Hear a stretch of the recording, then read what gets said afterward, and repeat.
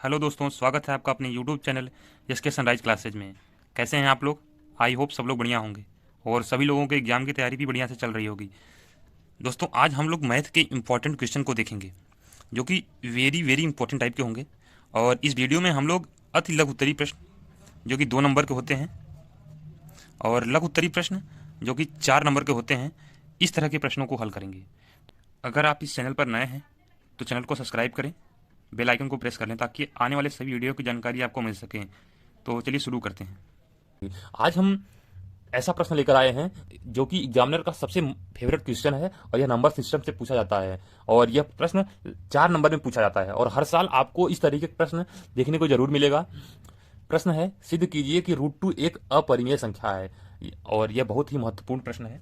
हम लोग इसको लिख कर सकते हैं कि वेरी वेरी इंपॉर्टेंट प्रश्न है।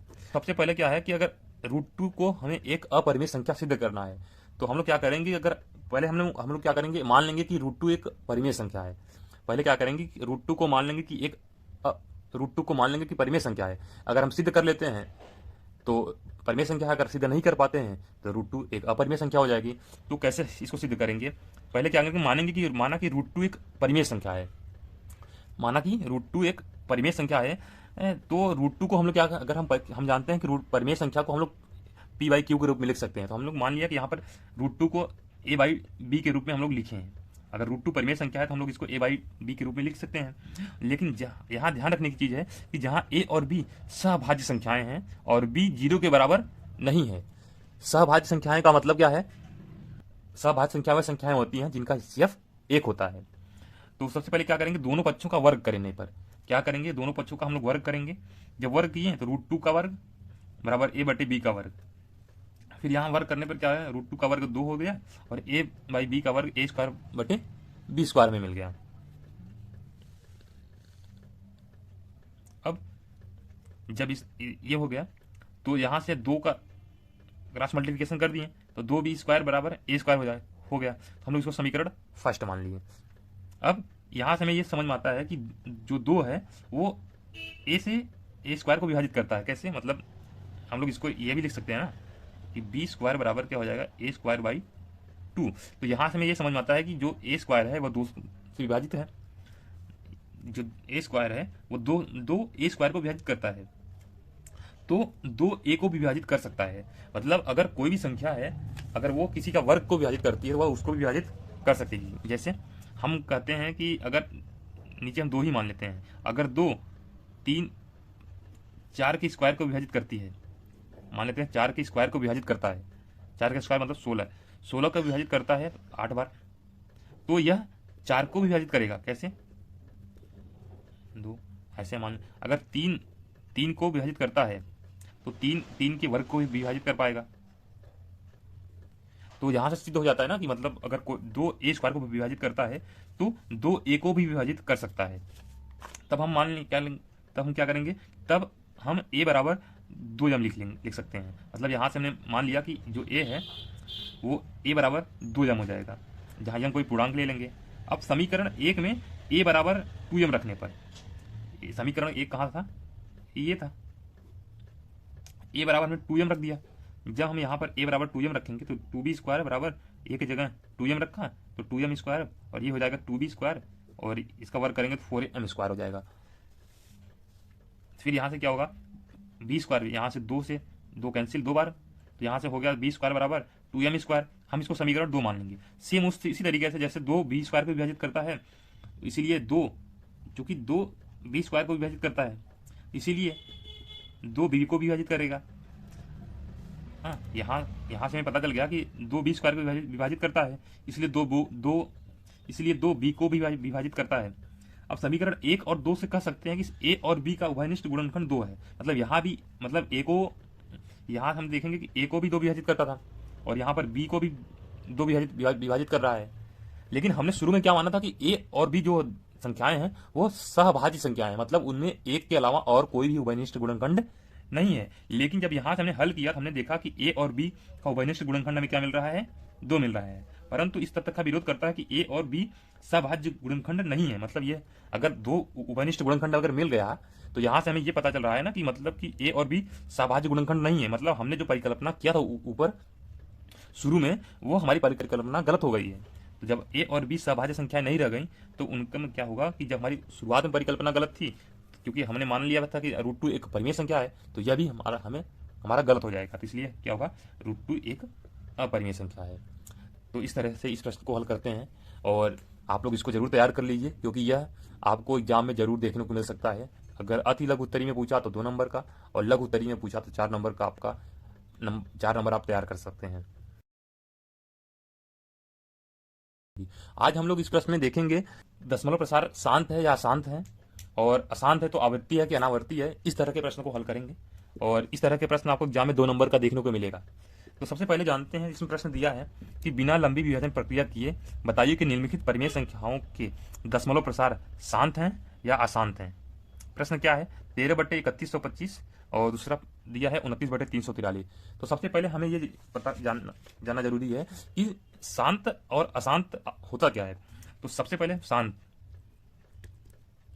शांत क्या होता है, दशमलव शांत। शांत का मतलब ये होता है कि जैसे हमने 12/5 को मान लिया, अब क्या है, ये क्या होगा, 5 दूनी 10, बचेगा 2.4।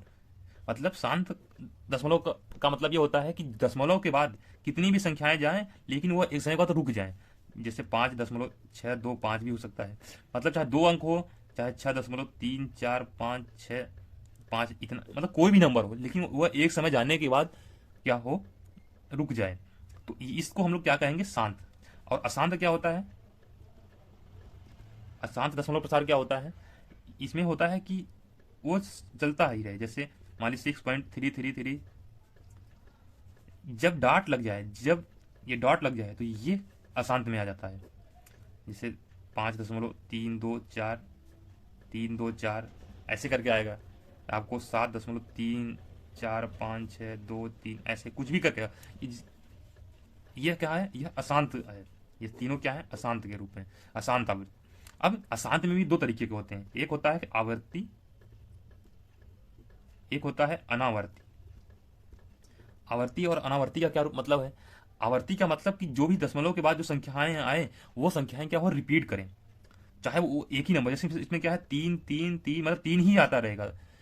तो हम लोग इसको ऐसे भी लिख सकते हैं कि 6 3 का 12, मतलब 3 आता ही रहेगा, सेम नंबर रिपीट करे, चाहे जिसमें इसमें 3 2 4 3 2 4, तो यह 3 2 4 मतलब चाहे 2 नंबर हो चाहे 3 नंबर हो, लेकिन यह रिपीट कर रहा है। तो इसको हम लोग क्या कहेंगे, अशांत आवृत्ति। लेकिन हम लोग इसमें देखेंगे 3 4 5 6 2 4, इसमें क्या है, कोई भी नंबर रिपीट नहीं है, मतलब रिपीट करने का कोई भी एक सीक्वेंस में नहीं है। जैसे इसका सबसे अच्छा एग्जाम्पल होता है, जैसे 01 001 001 ऐसे करके, मतलब यहाँ 1 जीरो के बाद 1 आया, यहाँ 2 जीरो के बाद 1 आया, यहाँ 3 जीरो के बाद 1 आया, तो मतलब इस तरीके से बढ़ता जा रहा है। तो यह एक सीक्वेंस में नहीं है, इसलिए हम लोग इसको कहेंगे यह अशांत है, लेकिन अशांत अनावर्ती है।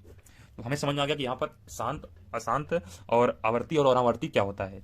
इसको हम लोग कैसे हल करेंगे, तो सबसे पहले जो भी भिन्न दिया हो उसके हर का हम गुणनखंड निकालेंगे, और अगर गुणनखंड 2 या 5 के रूप में हो तब दशमलव प्रसार शांत होगा। अगर 2 या 5 नहीं है तो कोई 2 या 5 नहीं है तब दशमलव प्रसार अशांत होगा। तो देखिए, पर इसमें क्या है, 3125 का जब हम गुणनखंड निकाले हैं तो इसमें इसका जो गुणनखंड आया है इसमें केवल 5 ही है। तो इसलिए क्या है, हर में केवल 5 अभाज्य गुणनखंड है, इसलिए यह भिन्न शांत आवृत्ति का है। और इसमें क्या है कि जब इसका गुणनखंड निकाले हैं, इसके हर का गुणनखंड में 7 अभाज्य गुणनखंड है, तब यह जो भिन्न है यह अशांत आवृत्ति का है।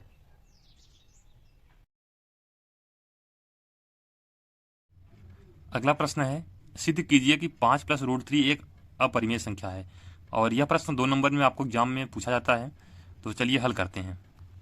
हल करने का तरीका क्या है कि पहले हम लोग क्या करेंगे कि माना 5 + √3 एक परिमेय संख्या है। क्या है, 5 + √3 एक परिमेय संख्या है, इसलिए जब हम लोग किसी संख्या को परिमेय संख्या मानेंगे तो उसको हम लोग a/b के रूप में लिख सकते हैं। और जहाँ पर a और b सहभाज्य संख्याएं हैं और b 0 के बराबर नहीं है। सहभाज्य संख्याओं का मतलब होता है कि a उनके बीच एक जो उनका HCF होगा वह केवल एक होगा। तो अगर हम लोग माने हैं, अगर 5 + √3 को हमने परिमेय संख्या माना है, तो हम लोग 5 + √3 को a/b के रूप में लिख लिया, एक लिख सकते हैं। अब समीकरण को व्यवस्थित कर दिए, मतलब a/b था, 5 को हमने क्या पक्षांतर करके इस तरफ लेकर गए, तो a/b - 5 = √3। अब इसको देख सकते हैं, जहाँ a/b और 5 परिमेय संख्याएं हैं, अतः इनका अंतर भी परिमेय संख्या होगी। पर हम जानते हैं कि परिमेय संख्याओं का योग, अंतर, गुणा और भाग सभी क्या होता है, एक परिमेय संख्या ही मिलती हैं। अब तो यहाँ से क्या हो जाएगा, √3 एक परिमेय संख्या होगी भाई, क्योंकि परिमेय संख्याओं का अंतर ही परिमेय संख्या मिलती है। परंतु हम लोग जानते हैं कि √3 एक अपरिमेय संख्या होती है, इसलिए हमारी कल्पना गलत हो जाएगी कि √3 हम जो यहाँ पर हमें √3 एक परिमेय संख्या होगी, जो यहाँ हम कल्पना कर रहे हैं तो हमारी कल्पना क्या हो जाएगी, गलत हो जाएगी। और इसी तरह 5 + √3 एक अपरिमेय संख्या सिद्ध हो जाएगी। अगला प्रश्न है, यदि 241/4000 बराबर 241/2 की पावर m गुणे 5 की पावर n, तो यम और यन का मान ज्ञात कीजिए। जहां यम और यन धनात्मक पूर्णांक संख्याएं हैं, भाग की प्रक्रिया किए बिना इसका दशमलव प्रसार ज्ञात कीजिए। मतलब इसमें हमें दो प्रश्न पूछे गए हैं। यह प्रश्न 2020 के बोर्ड एग्जाम में आया था और 4 नंबर में पूछा गया था। तो चलिए हल करते हैं इसको। सबसे पहले क्या है, 241/4000 बराबर 241/2 की पावर यम गुणे 5 की पावर यन, इस तरीके से हमें दिया है। तो हम इस प्रश्न को देखकर सबसे पहले क्या करेंगे, जो 4000 है, इस 4000 का हम लोग क्या करेंगे, अभाज्य गुणनखंड प्राप्त करेंगे। पहले इसका हम लोग एलसीएम ज्ञात करेंगे या अभाज्य गुणनखंड में रूप में तोड़ेंगे। तो जब हम इसको हल करेंगे तो क्या होगा, 4000 को अभाज्य गुणन 4000 का अभाज्य गुणनखंड प्राप्त करेंगे। तो 2 से 2 का 2 बार गया 2000, फिर 2 से 1000, 2 से जब डिवाइड 500, 2 से 250 हो, 2 से 125, फिर 2 से नहीं करेगा तो 5 से करेंगे। 5 दूनी 10, 5 25, फिर 5 एकनम 5, फिर 5 एकनम 5। तो हम इसको लिखेंगे 2 गुणे 2 गुणे 2 गुणे, मतलब कि 2 कितनी बार है, 1 2 3 4 5, और 5 कितनी बार है, 1 2 3, मतलब कि 2 की पावर 5 और 5 की पावर 3 मिल गया। अब इसको हम लोग कैसे लिख सकते हैं, अब इसी चीज़ को हम लोग 241/4000 को हम लोग दिया कितना था, 241/2 की पावर यम गुणे 5 की पावर यन। तो हम लोग इस चीज़ को कैसे लिख सकते हैं, 241 यहाँ जो हमें यहाँ 4000 था, इसका जब हमने गुणनखंड किया तो हमें क्या मिला, 2 के घाते 5 के रूप में और 5 की पावर 3 के रूप में। तो अब जब हम इसकी तुलना करेंगे तो कहीं ना कहीं हमें 2 यहाँ भी है, 2 यहाँ भी है, 5 यहाँ है, 5 यहाँ है, और लेकिन इसमें क्या है कि यहाँ यम है और यहाँ यन है, और इसमें क्या है, एक में 5 है और एक में 3 है। तो जब इसकी तुलना करेंगे, घातों की तुलना करेंगे, हर के पद की तुलना की है, हर के पद की तुलना करने पर तो हमें क्या मिला कि जब देख रहे हैं क्या दोनों चीज़ बराबर है, तो बराबर में हमने घात भी बराबर होंगे।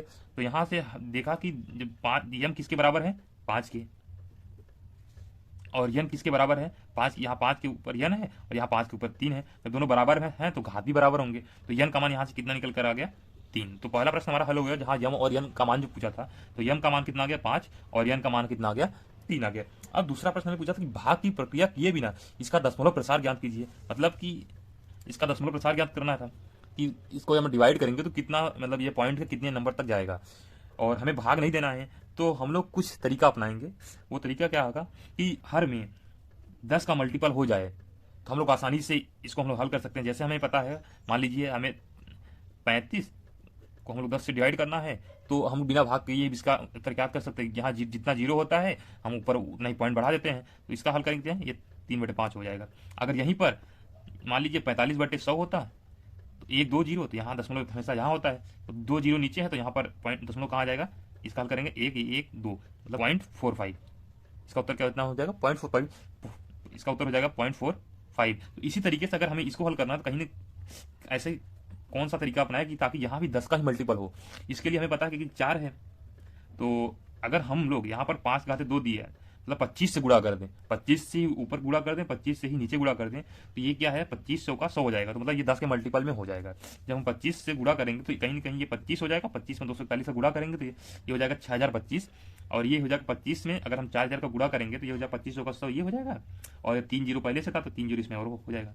अब यहाँ कितना हो गया, 1 2 3 4 5 जीरो है। जैसे हम लोग इन दोनों चीज़ों को हल किया था, सेम वही तरीका हम लोग यहाँ करेंगे। तो यहाँ पर 1 2 3 4 नंबर तो ये रहा, और हम लेकिन यहाँ पर नीचे कितने जीरो थे, 5 ये, तो हम लोग यहाँ कर देंगे 1 2 3 4, 5वां नहीं, तो हम लोग यहाँ पर जीरो अपने से लगा देंगे और पॉइंट हमारा यहाँ आ जाएगा। तो ये तरीके से हम लोग क्या किए, बिना भाग दिए हुए भी हम इसका आंसर पता कर लिए। तो इस तरीके से हमारे दोनों प्रश्न हल हो गए। कौन कौन से, यहाँ पर हमें पूछा था कि जहाँ यम और यन का मान हमें प्राप्त करना था और भाग किए बिना इसका दशमलव प्रसार ज्ञात करना था। तो पहला उत्तर हमें क्या मिल गया, यम का मान 5 और यन का मान 3, और दूसरा हमें मिल गया कि 0.00602 5। इस तरीके से यह प्रश्न हल हो चुका है और इसका उत्तर हमें प्राप्त हो चुका है। अगर आपको ये वीडियो अच्छा लगा हो, वीडियो को लाइक करें, चैनल को सब्सक्राइब करें और अपने सभी दोस्तों को शेयर करें। मिलते हैं नेक्स्ट वीडियो में।